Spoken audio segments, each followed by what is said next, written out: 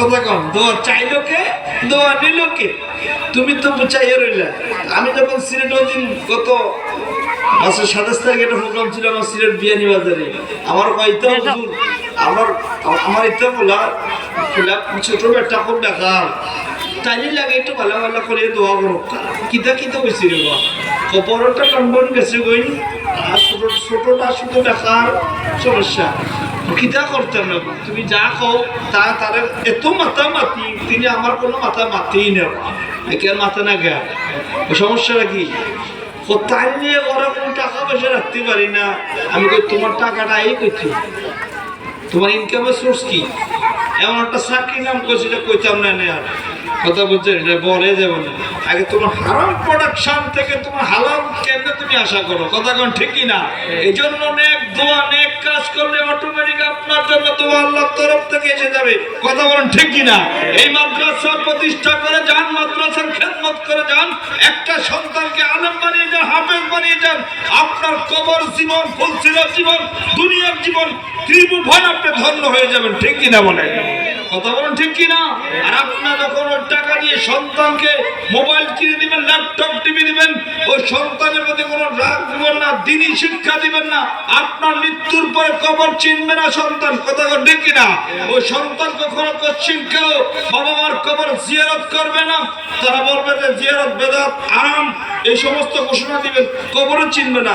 একটা সন্তানকে দিনই শিক্ষা দিয়ে যান, ওই সন্তান যখন হাত তুলবে বলে আল্লাহ রব্বির হামহুমা কামা রাব্বায়ানি সগীরা, আমার আল্লাহ পাক রব্বুল আলামিন ওই সন্তানের দোয়ার বদৌলতে ওই বাবা মার কবর আযাব চিরতরে মাফ করে দিবেন, কথা বল সুবহানাল্লাহ। সেই সুবাদে আমার এক মা দোয়া চেয়েছেন, মৃত মোহাম্মদ ইসলাম মাতা মোহাম্মদ নুর নাহার, যে দোয়া চেয়েছেন আল্লাহ তার উভয়কে কবুল করুন আমিন, বাবাকে আল্লাহ জান্নাত নসিব করুন আমিন।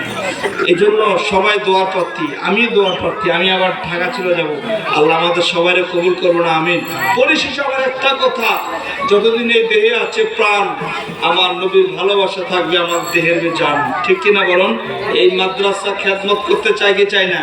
একটা সন্তানকে আরাম বানাতে চান কি চান না? কে কে চান, কে কে চান, কে কে চান? নারে তাকবীর, নারে রিসালাত। আমরা সন্তানকে একটা সন্তানকে হলো হাফেজ বানাবো, চাই রাজি? আমার ছেলে মেয়ে একটা সন্তানকে হাফেজ বানাবো। এই জন্য আজকের মাদ্রাসা হামিউস সুন্নাহ নাকি নয়ারহাট হামিউস সুন্নাহ মাদ্রাসায় আপনার সন্তানকে ভর্তি করে দিবেন ইনশাআল্লাহ। আমি গত 21 সালে মনে আসছিলাম চট্টগ্রাম একটা প্রোগ্রামে, তখন মাদ্রাসা দেখে গিয়েছি, তখন দেখছিলাম সামান্যতম কয়েক ছাত্র, এখন মাদ্রাসার সুনাম খ্যাতি বিভিন্ন জায়গাতে শুনতেছি, আলহামদুলিল্লাহ। যেই গাছের ফল, যেই গাছের যে বাগানের ফুলের গ্রাম ভালো, এটাতে বাতাসে আটকে রাখতে পারে আর ছড়িয়ে দেয়, ঠিক কিনা বলেন? নিজে কোরআন শরীফ একটা তর্জমা নিজে হাতে দেখতেছেন, আল্লাহ তার সিনাতে এলমে দান বরকত দান করবেন আমিন, আল্লাহুম্মা আমিন। আমি বলতে চাই, আপনার সন্তান যদি আলেম হয়, লাভবান কি আপনি হবেন না আমি হব? আমি নিজে, আপনি নিজে হবেন না? কারণ মানুষ যখন মৃত্যুবরণ করে যায়, দুনিয়ার সব কিছু আপনার থেকে বিদায় নিয়ে যায়, ঠিক কিনা বলুন?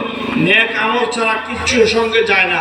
ভাইরা আমার, 3 জন বন্ধু আমাদের সাথে এখন আছে, কয়জন? 3 জন বন্ধু একটা মানুষের সাথে সব সময় থাকে, কারণ যখন নিঃশ্বাস থাকে তখন 3 জন বন্ধু আমাদের সাথে চলাচল করে, যখন নিঃশ্বাস চলে যায় একটা বন্ধু তোমারে আমারে সালাম দিয়ে বিদায় নিয়ে যায়।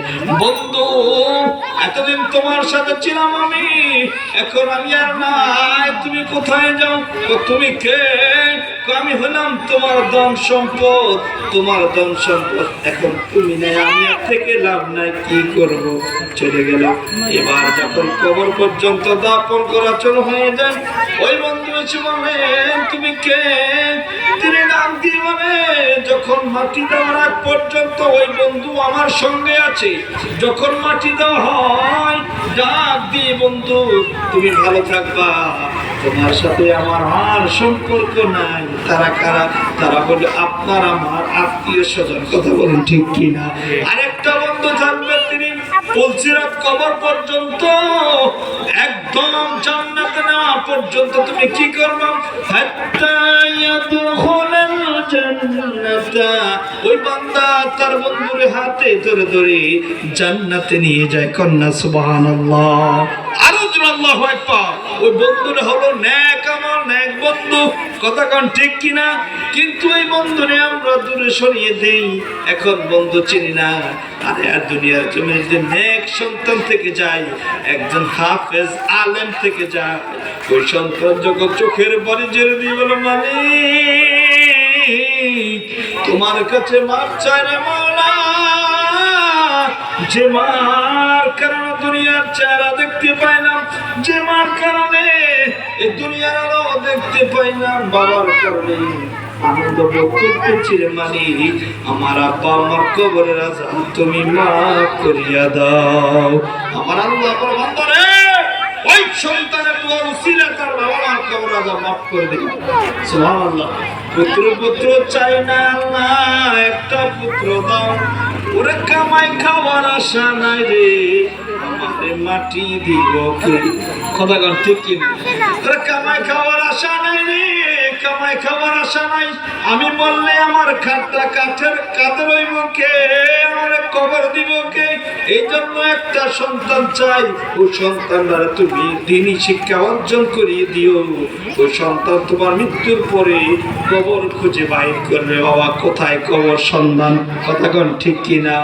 কাঠের পাখি লইয়া তোরা আয় না আমার বাড়ি,